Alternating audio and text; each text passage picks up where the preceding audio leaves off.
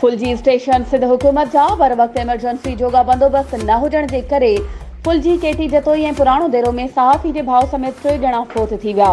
ज़िले दादू जी इंतजामिया जी लापरवाही जे करे ऐं को बि जोगो बंदोबस्त न थियो।